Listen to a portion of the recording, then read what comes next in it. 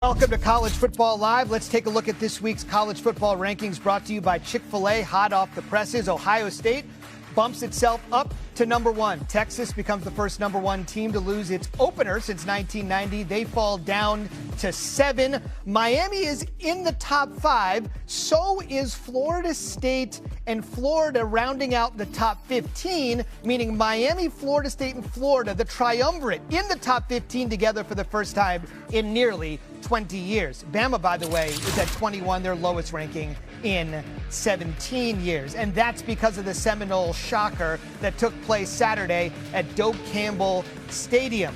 Last time Alabama was out of the poll, 2007. Maybe that's next. Unlikely. Texas, you saw the struggles they had for Arch Manning, finished with 170 yards passing, but 132 of them came in the fourth quarter. And as bad as it looked for Bill Belichick in North Carolina Monday night, this is how it looked even worse.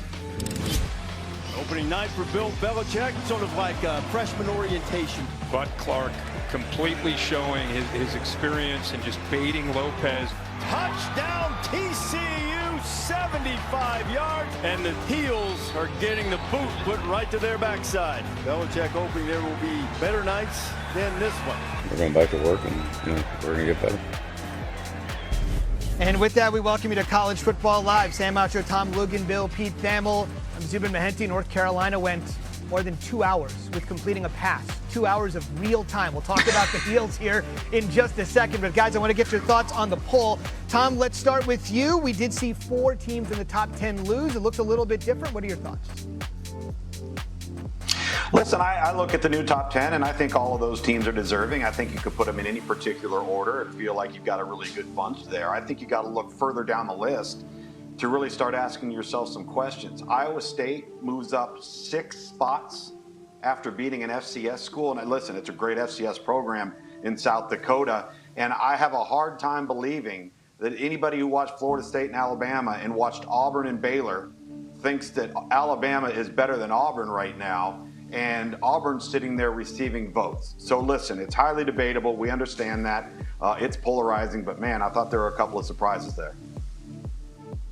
Florida State has entered the chat. That's what stood out the most to me. This Florida State team that was 2-10 last season, but they had 8 new transfers starting on offense and a freshman, as well as Thomas Castellanos, who transferred over and dominated Alabama. It was impressive, not only the performance, but also now they're up to the top 15. We talked about they're ranked in the 14th team, and I think that they're going to be a major challenge this year if they play the way that they played against Alabama. All right, as we mentioned, the one team that's going to need a telescope to see the top 25 is North Carolina. So let's do the discussion there. Pete, I want to start with you. The football world was watching it last night. You had the privilege of being there in person.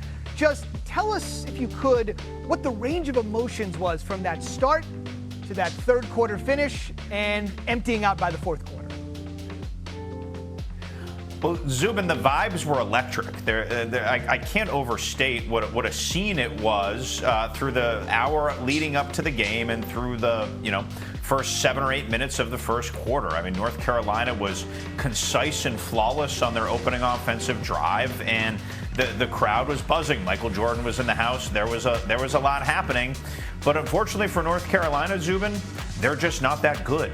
And going into the game, talking to scouts who are on the sideline, they have about 2 players who will be considered NFL draft picks. And one of those players, corner Marcus Allen, played poorly last night.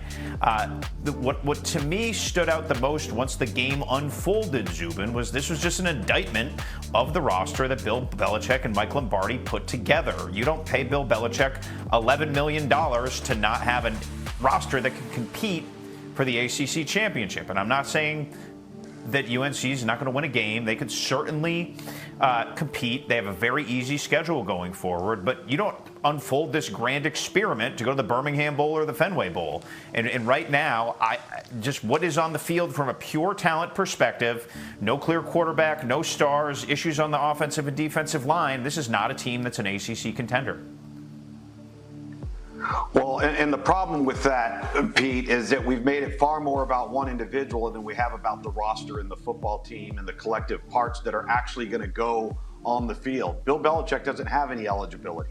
And so now you start peeling back the layers. It's almost like having an expansion team without a draft, without a supplemental draft, free agency only, not a long training camp and no preseason games, and now you go out there and you're trying to figure out what you have.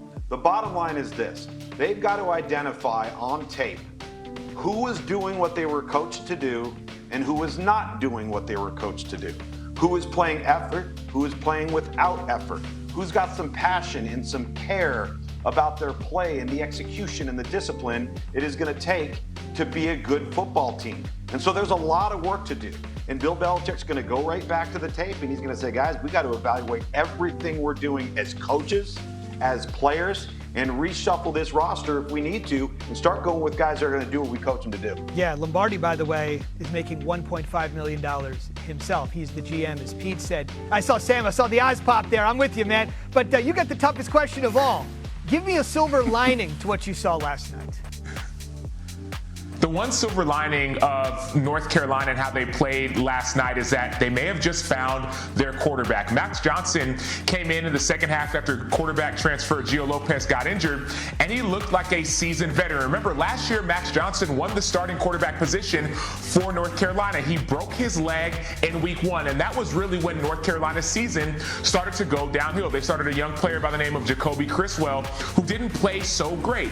All of a sudden, Max Johnson goes through this quarterback competition. He loses it, but when he got back in, he didn't miss a beat. So what stood out to me, outside of all the missed tackles, and really you could talk about poor play, but I would say poor coaching, was the fact that North Carolina may actually have an opportunity to compete with Max Johnson behind center. Yes, all right. So if North Carolina fans this morning are wondering what's going on with their coach in a very small sample size, Alabama fans may be wondering the very same thing about their coach after what happened on Saturday. Again, Florida State coming off its worst season in 50 years. They won 2 games, and they have essentially gotten to last season's win total in half by taking out Alabama Saturday.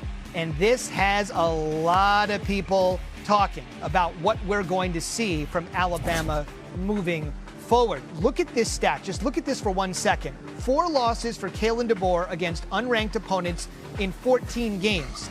Nick Saban had 4 in his entire 17 seasons. Here's DeBoer with the best spin job he can offer.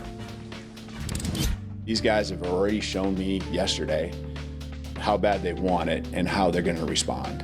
And so, you know, I really feel like the tone in the locker room after the game, at least from my standpoint, and how I can address the team is completely different than it was a year ago. It feels different. There's more of a, like, just flat out upset. Take care of business this week, and then that's going to set up the next week. And then we'll worry about that. That's been our philosophy all along, but we really got to live it now. Okay, as I mentioned, Alabama with its lowest ranking in 17 years. They're sitting there at 21. They have ULM next. Sam, let's start with you. After watching Saturday, you really believe Alabama is going to get this sort of performance from everyone they face every Saturday this fall. Why is that? Without a doubt, Kalen DeBoer has to understand that this is not Washington anymore. This is Alabama. And when you're at Alabama, a premier program, you're going to get everyone's best shot week in and week out. Back when I was at Texas, we were one